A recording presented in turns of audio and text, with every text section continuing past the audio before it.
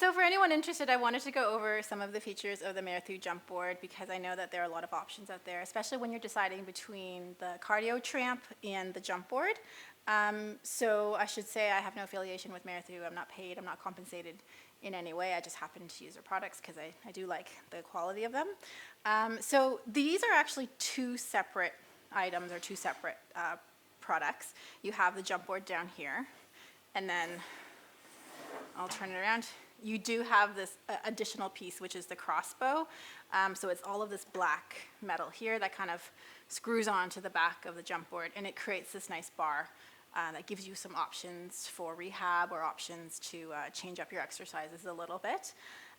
The Jumpboard gives you 6 height adjustments. So I've got it all the way up to the top. You can sort of see, I don't know if you can see the notches. So 6 is down here, and then 1 is all the way up here. So it's kind of like, looks like about 7 inches of height adjustment, which is great because 1 is all the way down. This is just hovering over the Jumpboard. I would say though that adding the crossbar onto the Jumpboard, it does make it a little bit heavy, probably close to, like, I'm gonna say like 40 pounds, based on my toddler who's like 45 pounds. But, as I said, I think it's worth it. I do enjoy it more than the cardio tramp for clients that need a little bit more feedback from a firmer surface, that want to work on maybe perhaps more ankle control with like eccentric calf work. But there are also some other really great exercises you can do as well, so I'm going to go over a couple of those. So I've got the Jumpboard placed into the receptacles. I'm going to make sure that the knobs are screwed in completely just for safety. You do want to make sure that there's no wiggling of the posts within those little square receptacles. So, just make sure that we're being safe here. So one of the upsides of having the added height is if you're doing any sort of shoulder work or core work, it kind of alters the positioning a little bit for you. So as opposed to having the foot bar, which is, maybe down here, let's say you're doing almost like a sliding plank, you can have the arms a little bit further forward, a little bit less core, but you can still access the anterior chain by keeping the knees straight as opposed to bending the knees. So there is that advantage there. If you're doing any sort of lunge work, I do like having the the crossbar here as well. So let me just grab the platform extender here. So one of my other favorite exercises is to do like a sliding back lunge. So it's really nice to be more upright and giving that knee like a point of reference when you're pressing back. So for anyone that needs a little bit more pelvis stability, for anyone that needs a little bit more cueing to make sure that they're not shearing through the front of their hip, let me show you the other side.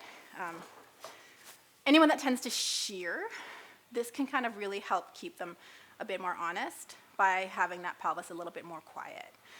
Another thing that you can really do is also, as I mentioned before, some nice ankle work. So having the squishy ball is one of my favorites. Coming into footwork, you can have feet on there, and it just gives you an unstable surface to work on. This spring is a bit light for me, but if you're doing, let's say, one leg, it can really sort of highlight any biases that somebody might have. So for example, if they like to go into their toes, it's a bit more obvious. And then you can cue them to stay with the heel down so the ball's not rolling around. Or we can just get rid of the ball completely. And as I said, for anyone that's jumping with the Jumpboard, you really sort of can emphasize that heel contact or that eccentric calf work, which can be so important for some people. So I had a young man, for example, he's 22, he's a lacrosse player, and his calves were so tight. And he said, well, they've always been tight because he his patterning is to run on his toes. So we added a bunch of eccentric work. We kind of threw that into his box jumps to make sure that the heels were landing nicely. But this was a great way to kind of introduce him to that concept. And then he came back, I think 1 week later, and just blew me away because the tone in his calves were so much better because he had down-trained them or down-regulated that tension.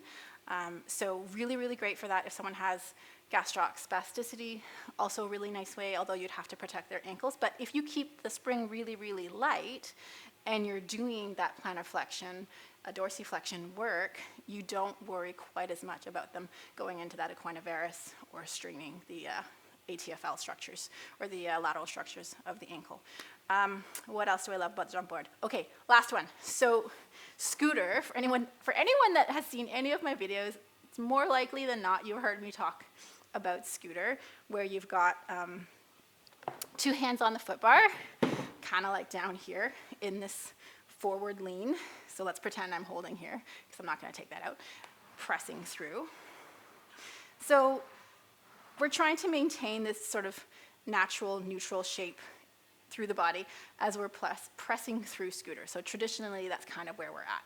However, there are some individuals I find that it's too much weight or too much pressure, too much tension through their neck to kind of really press downward through the arms, through the scapula. And those individuals, I really like to have them up here. So let's see. I'm going to put my platform extender for me because I'm short. And then this way, there's much less pressure down through the neck and the anterior structures.